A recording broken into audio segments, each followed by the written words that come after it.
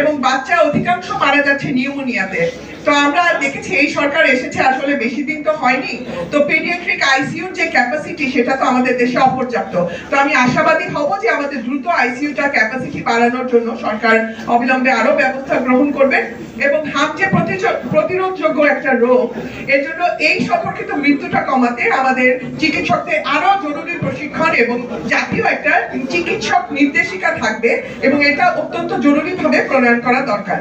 আমাদের তো হাম থেকে মুক্তি পাওয়ার জন্য আমরা দেখেছি আমাদের সরকার কতটা সচেষ্ট আছেন এবং শুরু থেকেই আমরা দেখেছি আমাদের বিভিন্ন ক্যাম্পেইন হচ্ছে এবং বিভিন্ন কার্যক্রম হচ্ছে হাসপাতালেও। কিন্তু আমি জানি এটা যে শিক্ষক যারা আছেন হচ্ছে ডাক্তার, চিকিৎসক এবং স্বাস্থ্য সেবাদানকারী, ওদের অলরেডি অনেক ট্রেনিং শুরু হয়ে গিয়েছে। এছাড়া আমরা আরো কিছু মানে উপায় তুলে ধরার চেষ্টা করেছি। তো সেটার মধ্যে আসলে টিকার কোনো বিকল্প নাই, সঠিক হামে টিকা বাস্তবায়ন আমাদের করতেই হবে। এছাড়া যেটা আমরা করতে পারি, বাংলাদেশের প্রতিটা এলাকায় শিশুর বয়স অনুযায়ী ভিটামিন এ ক্যাম্পেইন করতে পারি এবং এইটা সফল করতে জনসচেতনতা বৃদ্ধি করতে পারি।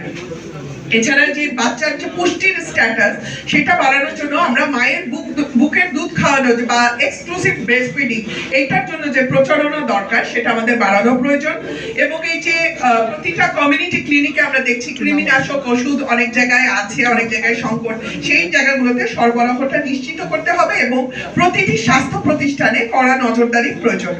এবং আক্রান্ত শিশুদের আসলে ঢাকায় আনতে আনতে তাদের অবস্থা আরো অনেক কাহিল হয়ে যায়, এজন্য ফিল্ডে হাসপাতাল খোলার উদ্যোগ নেওয়া প্রয়োজন।